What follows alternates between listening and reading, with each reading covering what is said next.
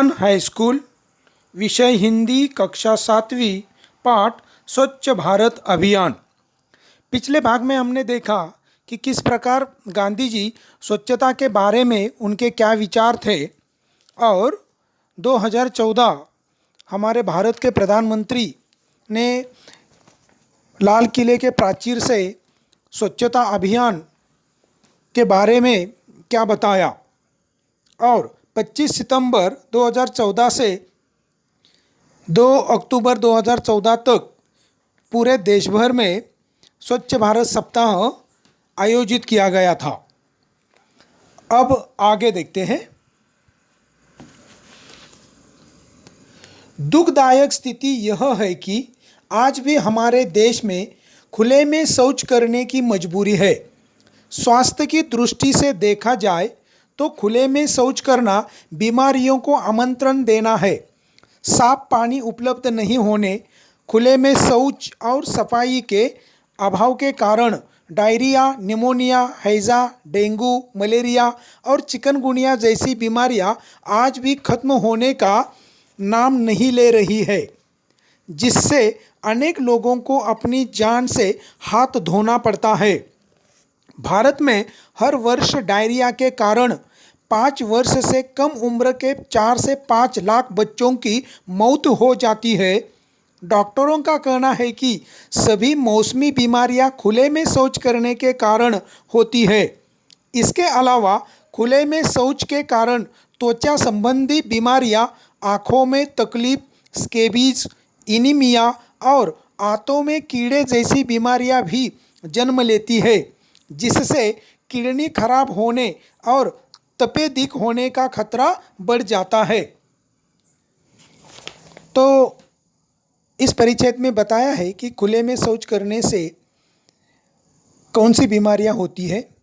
भारत जैसे देश में खुले में शौच करना ये मजबूरी है, क्योंकि आर्थिक दृष्टया दुर्बल है ज़्यादा से ज़्यादा यहाँ की आबादी।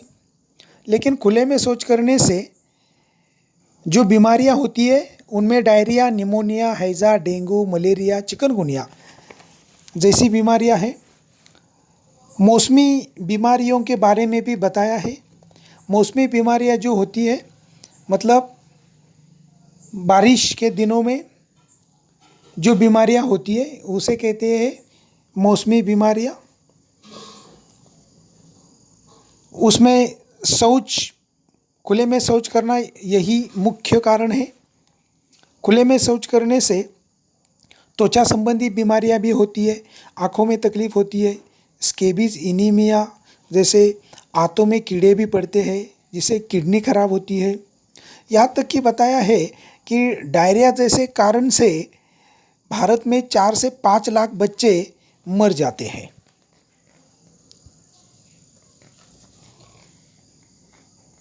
यूनिसेफ की एक रिपोर्ट के अनुसार मनुष्य के 1 ग्राम मल में 1 करोड़ बैक्टीरिया, 1000 परजीवी शिष्ट और 100 परजीवी अंडे पाए जाते हैं। ये सब हवा में उड़ते हैं तो आसपास रहने वाले लोग कई तरह की बीमारियों की चपेट में आ जाते हैं। खुले में शौच करने से अनेक माध्यमों से वही मल हमारे घरों और खाने पीने की वस्तुओं तक पहुंच जाता है। वायरस फैलाने का सबसे बड़ा माध्यम मक्खी है, जो मल पर बैठती है और फिर घरों तक पहुंचकर खाने पीने की चीज़ों पर बैठ जाती है। इससे हैजा, टाइफाइड और डायरिया जैसी बीमारियां फैलती है। वैज्ञानिकों के अनुसार एक मक्खी एक दिन में कम से कम 3 किलोमीटर तक उड़ती है। उसके पैरों और पंखों में मल चिपका रहता है, जो खाने पीने की चीज़ों में घुल जाता है और वह खाने के साथ हमारे पेट में चला जाता है। तो यूनिसेफ की रिपोर्ट बताती है कि 1 ग्राम मल में 1 करोड़ बैक्टीरिया, 1000 परजीवी शिष्ट, 100 परजीवी अंडे पाए जाते हैं। और खुले में शौच करने से अनेक माध्यमों से वह जो मल है वो हमारे घर तक पहुंचता है, खाने पीने की वस्तु तक पहुंच जाता है। ये वायरस फैलाने का काम सबसे ज़्यादा मक्खी करती है, क्योंकि मक्खी एक दिन में 3 किलोमीटर उड़ती है। मक्खी मल पर बैठती है, जिसके कारण उसके पैरों में और पंखों में जो मल लगता है वही मल वो हमारे घर तक पहुंच जाता है मक्खी द्वारा। तो मक्खियों से बचना चाहिए। इससे बेहतर है कि खुले में शौच करना बंद कर देना चाहिए। इसके अलावा यदि कोई बहते हुए पानी के किनारे खुले में शौच कर रहा है तो वह पानी के साथ बह जाता है। हो सकता है कि आगे कोई स्नान करने के लिए या कुल्ला करने के लिए उस जल का उपयोग करे।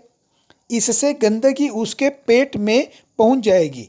खुले में किया गया शौच मिट्टी में मिल जाता है, जिससे वहां उगाई गई सब्जियां भी बीमारियों का सबब बन सकती है। साथ ही पालतू जानवर जैसे गाय, भैंस, कुत्ता, बिल्ली, गाड़ियों के पहिए, जूते, चप्पल भी खुले में किए गए शौच को घरों तक पहुंचाने का जरिया बनते हैं।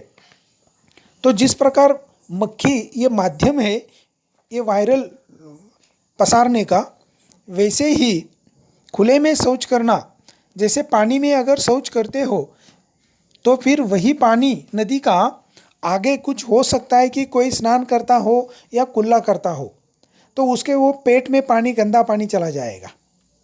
खुले में शौच करने से मिट्टी में वो शौच मिलता है, जिससे उगाई गई सब्जियां बीमारियों का कारण बन सकती है, सबब कारण।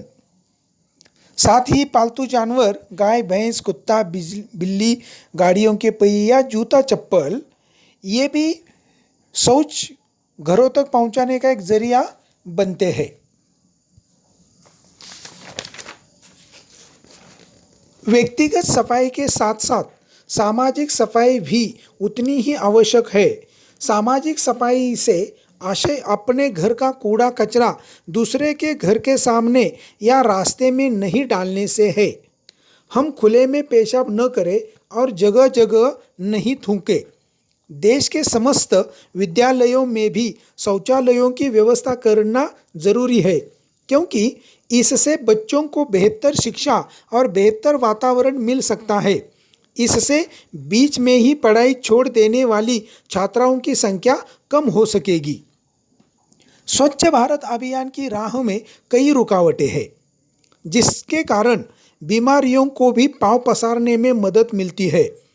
ये है गंदा पानी पीना, मानव अपशिष्ट का सही तरीके से निपटान नहीं करना, व्यक्तिगत सफाई और खाने पीने की चीज़ों की स्वच्छता पर ठीक से ध्यान नहीं देना, ठोस और तरल कचरे का ठीक से निपटारा नहीं करना, सफाई के अभाव में शिशु मृत्यु दर और कुपोषण पीड़ित बच्चों की संख्या बहुत अधिक है।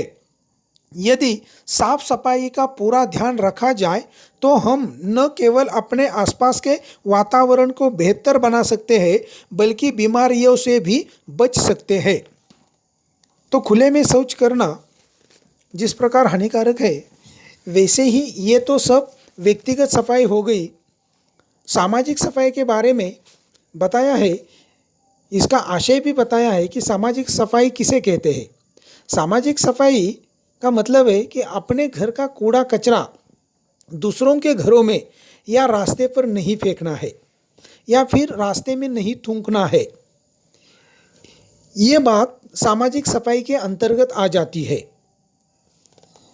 स्वच्छ भारत अभियान में बहुत सारी रुकावटें हैं, जैसे कि गंदा पानी है, मानव अपशिष्ट का सही तरीके से निपटान नहीं होता, व्यक्तिगत सफाई, खाने पीने की चीज़ों की स्वच्छता नहीं होती है, कचरे का सही निपटारा नहीं होता और कुपोषण पीड़ित बच्चों की संख्या भी बहुत अधिक बढ़ गई है। कुपोषण का मतलब है जो बच्चे जन्म से लेकर 10-12 साल तक उन्हें खाना तक नहीं मिलता तो उन्हें उपवास करना पड़ता है। तो खाना न मिलने के कारण वही बच्चे मर जाते हैं, उसे कहते हैं कुपोषित बच्चे। राष्ट्रीय स्वच्छता अभियान के तहत वर्ष 2019 तक देश के हर घर में शौचालय बनाने का लक्ष्य निर्धारित है। वर्ष 2016 के बजट में स्वच्छ भारत अभियान के लिए 11,300 करोड़ रुपए का आवंटन किया गया है। इसमें गांवों के लिए 9,000 करोड़ और शहरी क्षेत्रों के लिए 2,300 करोड़ रुपए का आवंटन हुआ है। आवंटन का मतलब है निर्धारित किया गया है कि कितने पैसे किसको दिया जाए, उसे कहते हैं आवंटित करना। खुले में शौच मुक्त होने वाले गांवों को इनाम देने के लिए केंद्र प्रायोजित योजना के तहत प्राथमिक आधार पर आवंटन का प्रावधान है। 2019 महात्मा गांधी की 150वीं जयंती का वर्ष है। हमारा राष्ट्रीय संकल्प है कि हम 2019 तक पूरे देश को स्वच्छ और सुंदर बना सके। गांधी जी का सपना तभी साकार होगा। कृतज्ञ राष्ट्र की यही बापू को सच्ची श्रद्धांजलि होगी। तो राष्ट्रीय स्वच्छता अभियान के तहत वर्ष 2019 तक देश में शौचालय बांधने का लक्ष्य निर्धारित किया गया है। उसके लिए बजट का भी आवंटन किया गया है।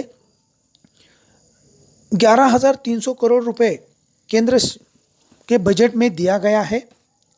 इसलिए शहरी क्षेत्र और ग्रामीण क्षेत्र में अलग अलग आवंटन हुआ है।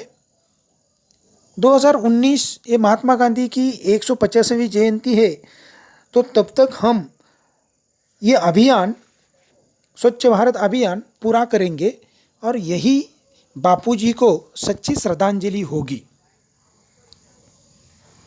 धन्यवाद।